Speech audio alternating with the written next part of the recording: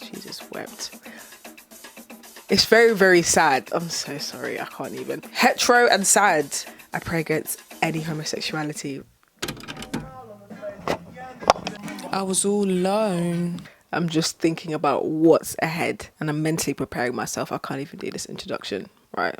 Don't worry, this candle is not burning anything. But if I catch on fire, just let me know. Appreciate that. Thank you guys. This is a video I don't want to do. But before that, a word from our sponsor.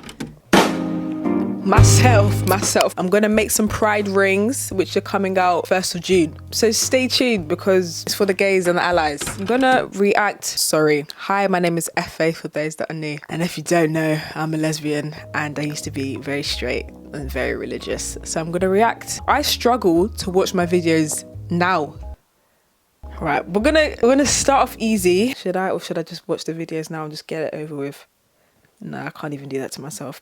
Fuck. I know I'm just going to put this on the screen anyway, but this is just reference for editing FA. Right, this picture was taken, I was in sixth form? No. I'm looking at the pictures at the back. I mean, the books at the back, those were Christian books. But I had braids. Braids was just my go-to hairstyle. Like, I didn't do anything else. I went through a crisis. We'll get to the crisis. Oh my God. This is when I went to the Masego concert and I met...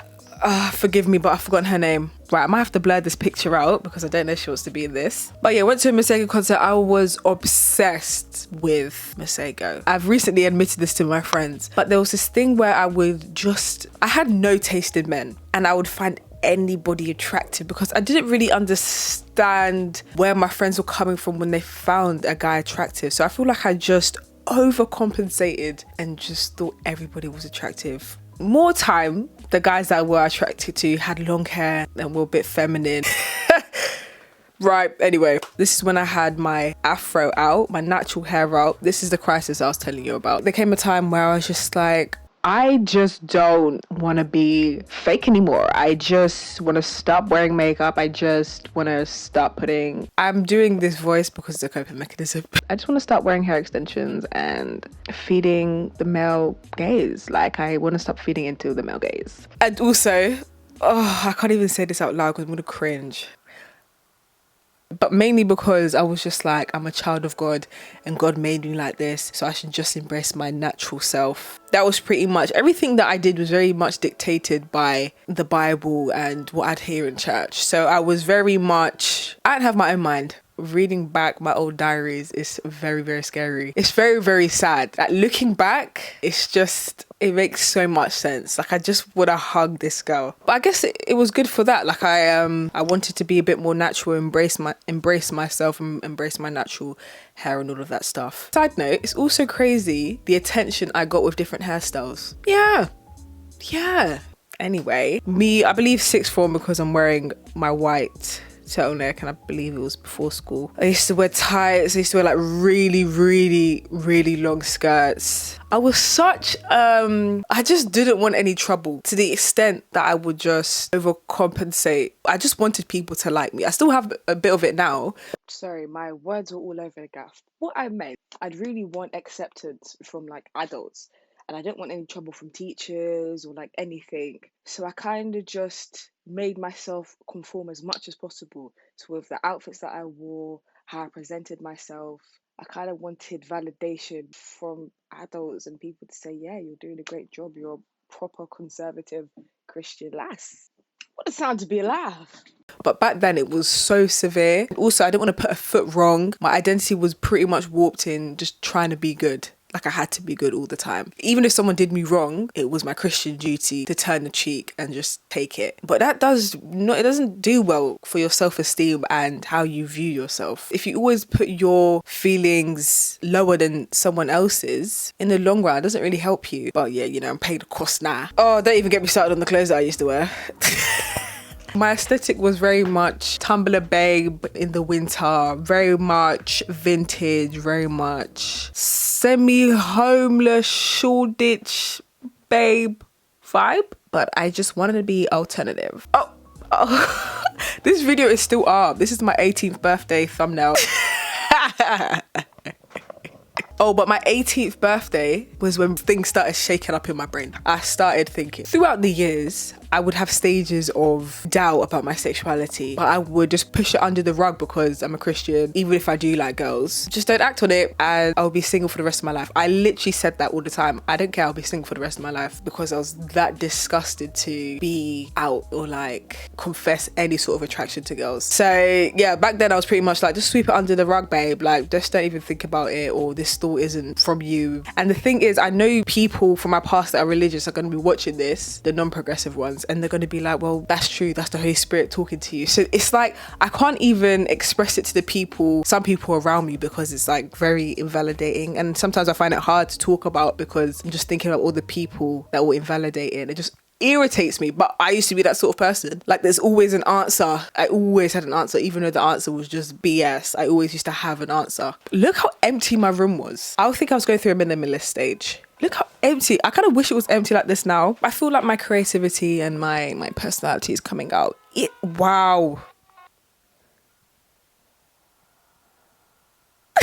Sorry. It's crazy. You know what I'm going to say? It's crazy how your environment changes as your mind changes. You know when people say when you have a messy room, it tells you about how your mind is. I was working through a lot, so I would try and just clear out anything in my exterior rather than working on myself, like mentally. Like, I remember going through those phases, like I didn't want anything on my wall. I just wanted everything to be plain, simple, because I was looking for that in what I was thinking, if that makes sense. So I was struggling with Christianity and I just wanted clarity, but I couldn't find it. Like, I'd think I'd have an answer and then I would doubt again, and I think I'd have an answer but then something else will come up. I was going through a lot. Like, every day I was just stressing my mind out. Yeah, I had my natural hair out there. There was a time that I wanted to shave my head. Yeah, I just wanted to shave. I didn't like having hair. I was fixating on it too much and I just wanted to get rid of it. I just love just like nothing. I don't know how to explain it, but I wanted to shave my head, and I remember asking certain people's opinion and everyone was just like, no, don't do that. Why do you want to do that? And yeah, I didn't do it. And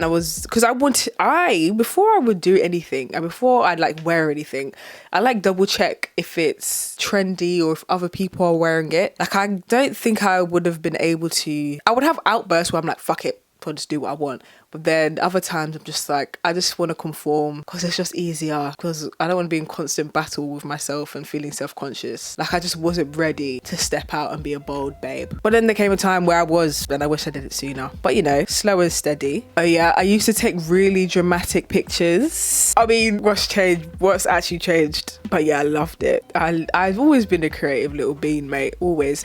This is when I went to Paris. I don't even know what year this was. I don't know. But this is where I started playing around with colour in my hair. Yeah, my clothing was a mixture of baggy and tight. Never really liked tight clothing. But that was kind of to do with my body image. That's another story. It was a long day. Oh my God. Okay, if you've been an OG subscriber, but you know what? I think my OG subscribers unsubscribed because they subscribed to the Christian shit. That is very awkward. But I used to put like, I think I still have it. I think it's still up. I used to do fashion videos and I'd put scriptures at the end of it because what I was taught was to like evangelize. And I'm so sorry, I can't even. I'm cringing because the way that I used to force it down people's throats but try and be subtle is just making me cringe. I've done my apologies, since I have to live with it. But yeah, they would teach that you have to put it in your work every day and make sure people know that you stand with Jesus and Christ. So I used to try and make an effort to put it in the end of my videos and to make sure people know that I'm a Christian. I hate it here. Oh my God. This is Hannah. This picture was taken in a church camp.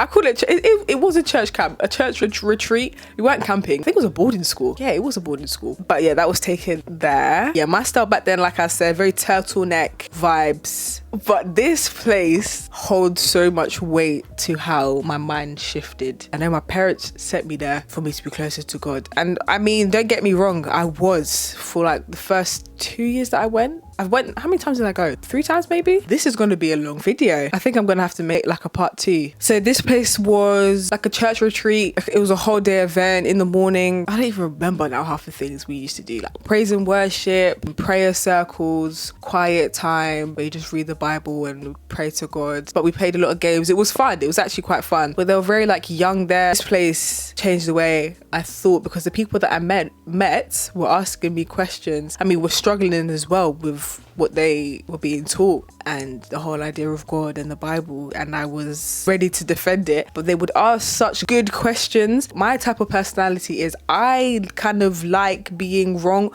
or like I'm very open to changing my mind. Like it's not a big deal to me. I can swallow my pride and admit that I'm wrong. So when they were asking me questions, I was just like, hold on, I can't answer this. And then things started ticking.